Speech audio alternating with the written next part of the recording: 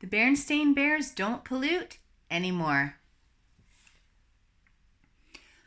"Well, looky here," said Papa Bear as he opened the evening news. "Your friend, Professor Actual Factual's got his picture in the paper." "Oh?" said Brother and Sister Bear, coming to see. "There's a big story, too," said Papa, "and a headline." "My goodness," said Mama Bear. "What's it about?" "Leading scientist claims bear country is in serious trouble," he said, reading the headline. "What sort of trouble?" asked Sister. Papa, who was reading the story to himself, didn't answer. "What sort of trouble?" said Mama, repeating Sister's question. "Oh, you know how professors are," he said. "Actual factuals making a big fuss about pollution."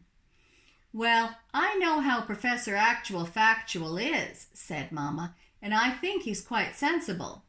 "So do I," said Sister. "Me too," agreed Brother. "Oh, he is a great guy, all right," said Papa. "He's dug up some terrific dinosaur bones, and he runs a great museum.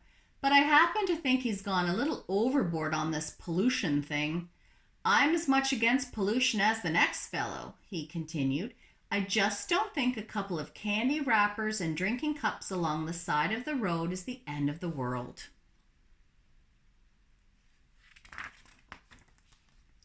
"Besides, bear country is in great shape. Come on, I'll show you."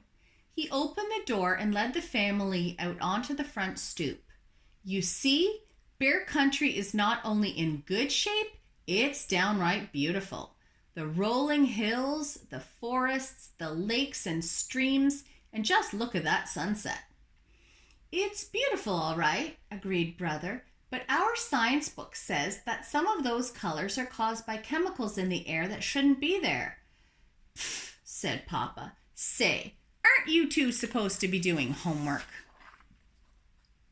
Sister, who had just about completed her homework, finished quickly, but Brother Bear was stuck.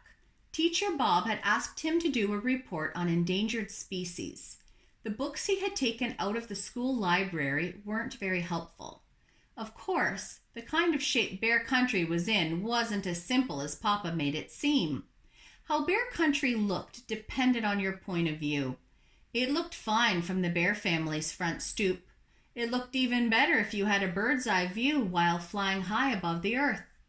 But if you had a squirrel's eye view and were finding fewer and fewer acorns because too many trees were being cut down, bear country didn't look so fine. If you had a duck's eye view, you might think the professor was right about pollution. And if you had a fish's eye view, you might think things were downright awful. The next day, Brother decided to visit the museum to ask Professor Actual Factual for help with his endangered species report. Sister Bear went with him. Professor Actual Factual was usually cheerful and friendly and bubbling over with ideas and projects when the cubs visited, but this time he looked worried and glum. He cheered up a bit when he saw them, but when Brother told him the purpose of the visit, to get help on a report about endangered species, he said something very surprising. "I'll tell you the endangered species to do your report on. Us!" "We don't understand," they said. "It's very simple," explained the professor. "We bears and all other creatures need certain things to survive. Clean air to breathe, pure water to drink, and good soil to grow food in. If we don't do something about pollution, we're all going to become endangered species." "Come," he said, "you'll understand soon enough." He led them out to where the Actual Factual mobile was parked. It was a special van with all kinds of scientific gear in it. Then the professor took Brother and Sister on a bear country tour they wouldn't soon forget. They went past Grizzly Gus's garage where they saw oil leaking into a stream, getting on a duck, and killing some fish. They went past the old box factory where they saw ugly black smoke pouring into the air. They scuba dived into Great Bear Lake where they saw everything from soda cans to rusty old bed springs and worse. They saw a fish tangled in a plastic soda can holder. They cut it loose, but they couldn't rescue all the fish from all the plastic holders carelessly thrown away. They drove through the forest and saw that a great many trees had been cut down and that not many new trees had been planted to replace them. "You might speak to your dad about that," said the professor. "He and his fellow woods bears could help with that problem." "I think I see what you mean about becoming an endangered species," said Brother when they got back to the museum. "Yes," agreed Sister, "but what are we going to do about it?" "Did that evening news story do much?" asked Brother. "Not much," said the professor. "The idea that bear country is in serious trouble because of pollution seems to be hard to get across." "To grown-ups, maybe," said Sister, "but we understand, and all our cub friends will too, because we're the ones who'll have to live on a messed up, polluted earth when we grow up." "Professor," said Brother, "how does this sound? You come to our school and explain all about pollution to the cubs of bear country. Maybe we can do something about it." Actual Factual was impressed. "I'll give Teacher Bob a call right away and arrange it," he said. And that's what happened. The cubs were all eyes and ears as Actual Factual told them about the trouble bear country was getting into. First, he taught them 3 important new words: ecology, conservation, and recycle. The way the professor explained it, ecology means how all the creatures, the plants, and the earth itself work together. Conservation means not wasting the valuable things of the earth, like water, oil, wood, and metal. And recycle means finding ways to use some of those valuable things over and over. The cubs learned a lot from Actual Factual, and they had some ideas of their own.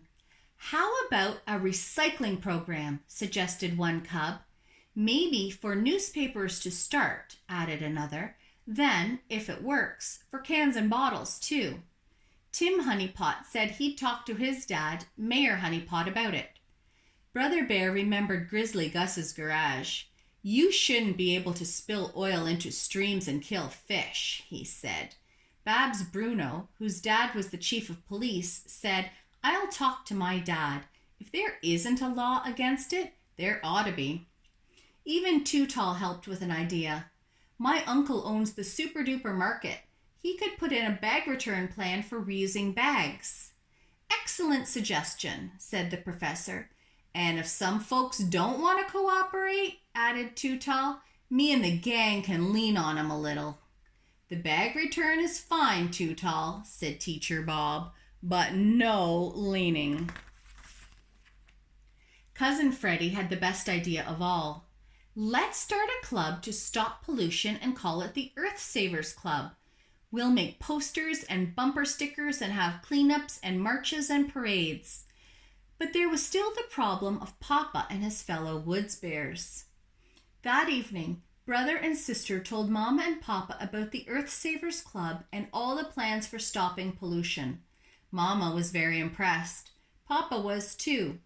"As I said before, I'm just as much against pollution as the next fellow."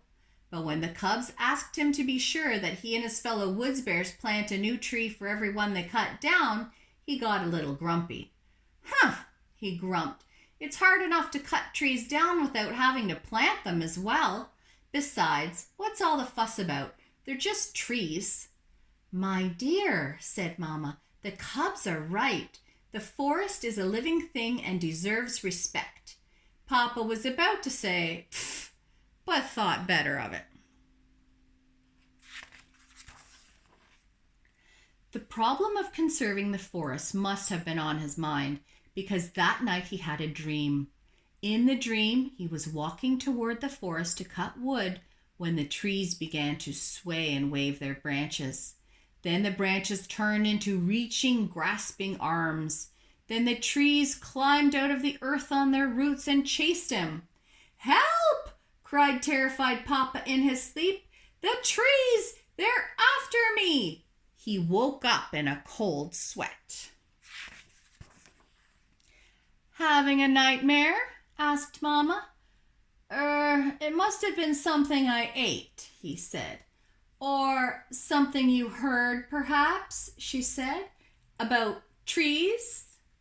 "Pfft," he said, and turned over to try to go back to sleep. But it wasn't going to be easy. The cubs didn't expect to solve all of Bear Country's pollution problems, but the Earth Savers Club made a very good start. The mayor declared a special holiday called Earth Savers Day, and the cubs had a big parade. Brother and Sister Bear marched at the head with Professor Actual Factual.